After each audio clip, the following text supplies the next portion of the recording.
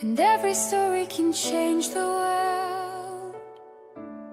Together we are Global Speakers Talk.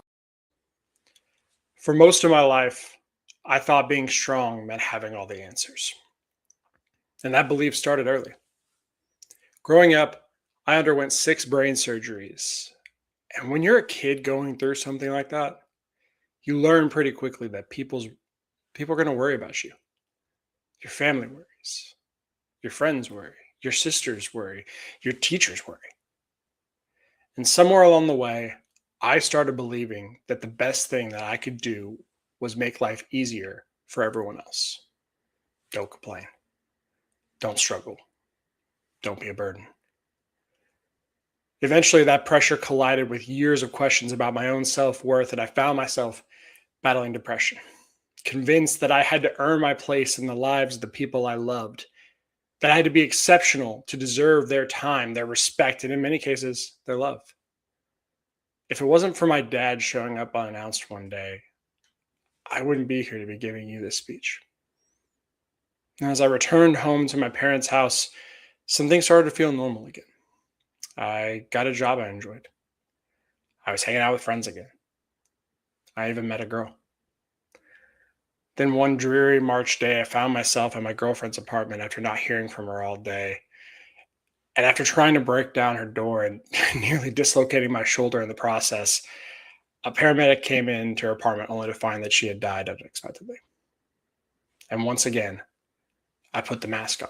I told myself I needed to be strong, keep moving, keep functioning, keep it together. But grief has a way of collecting interest. What you refuse to feel doesn't disappear, it waits.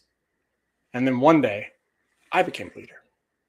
And what surprised me most was realizing that many of the things that made me successful were also keeping people at a distance.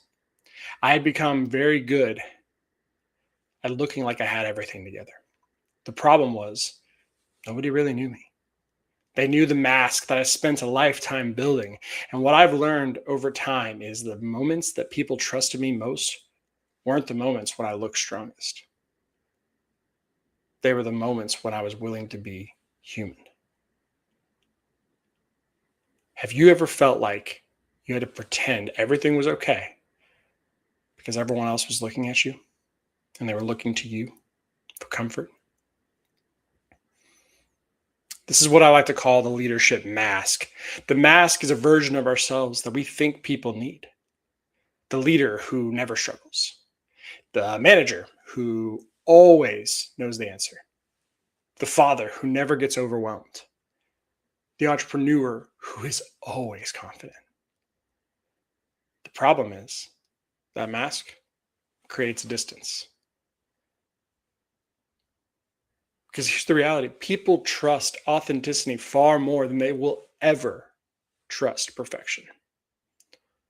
We've all worked for that leader before. The boss that nobody wants to approach because they always seem too busy. They always got a million things on their calendar. They've always got everything working for them. They can't be bothered with your time.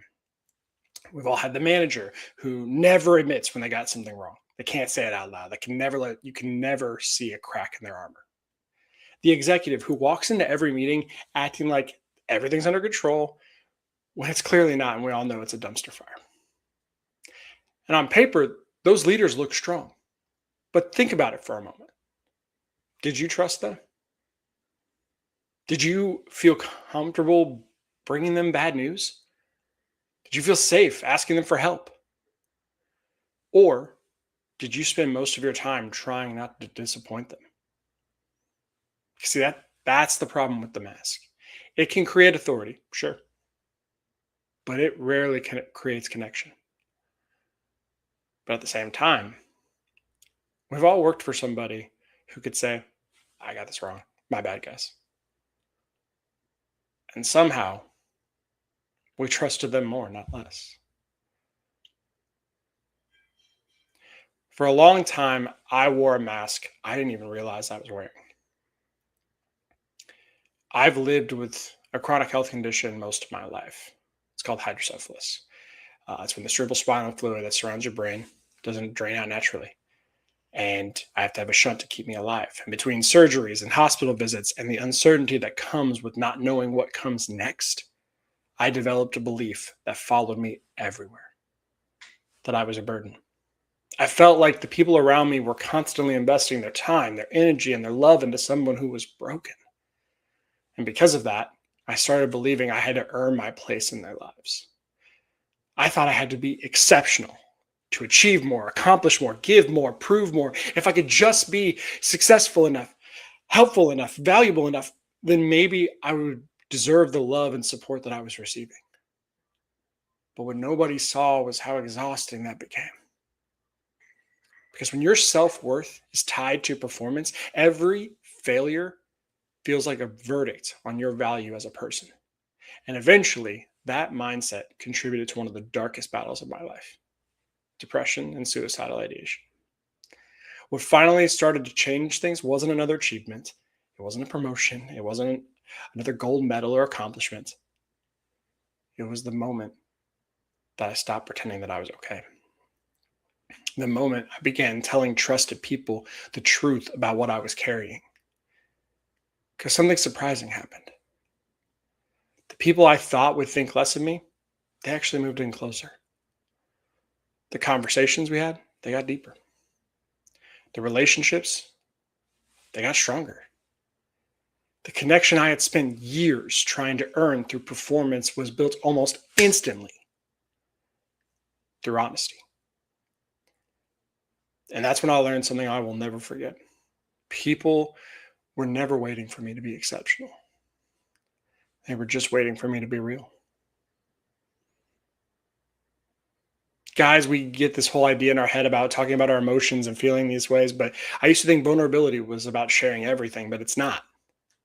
Vulnerability is the moment you stop managing your image and start sharing your reality.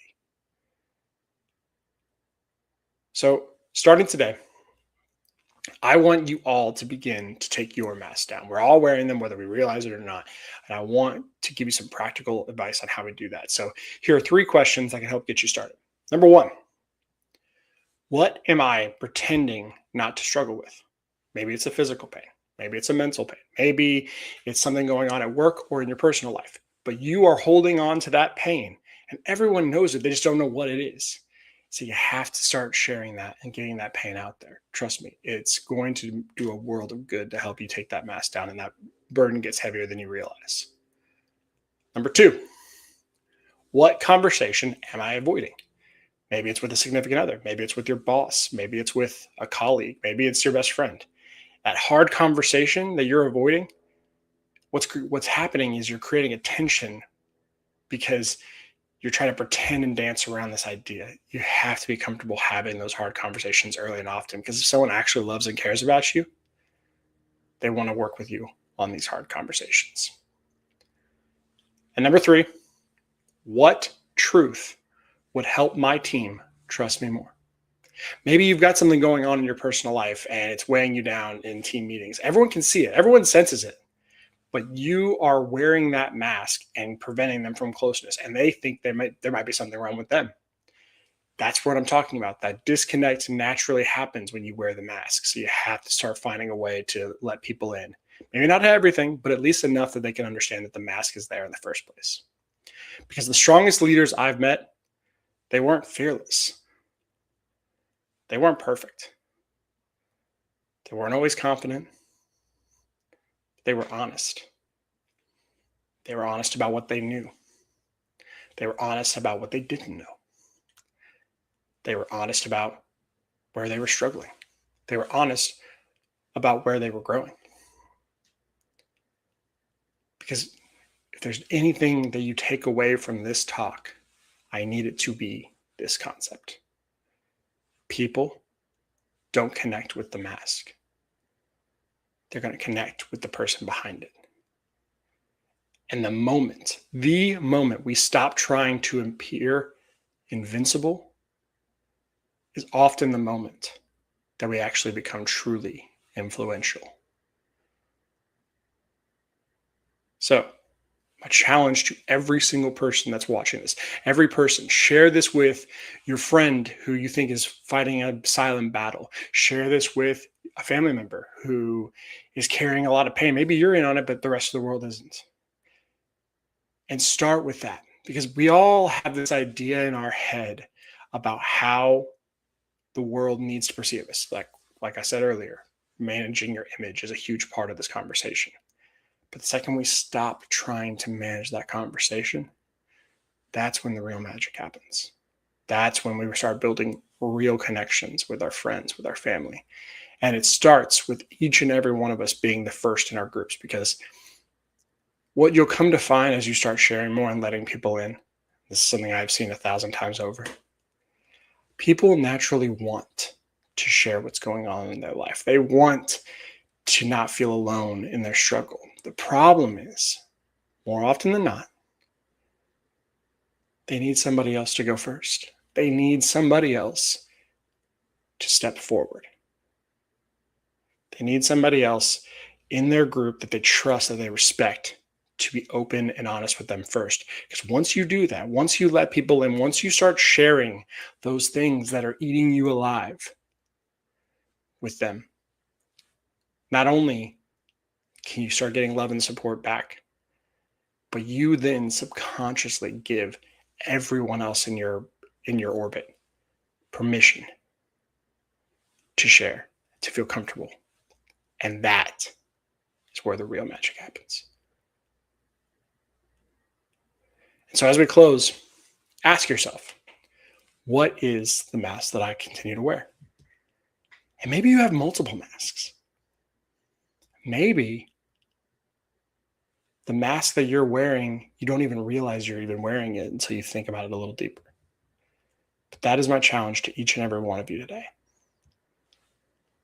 What mask am I wearing? What hard conversations am I avoiding?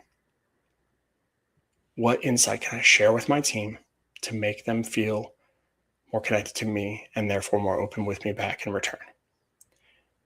If we start applying that today, I promise the mask gets way less heavy.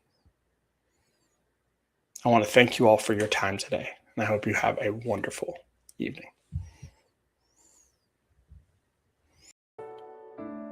Together we are global speakers talk.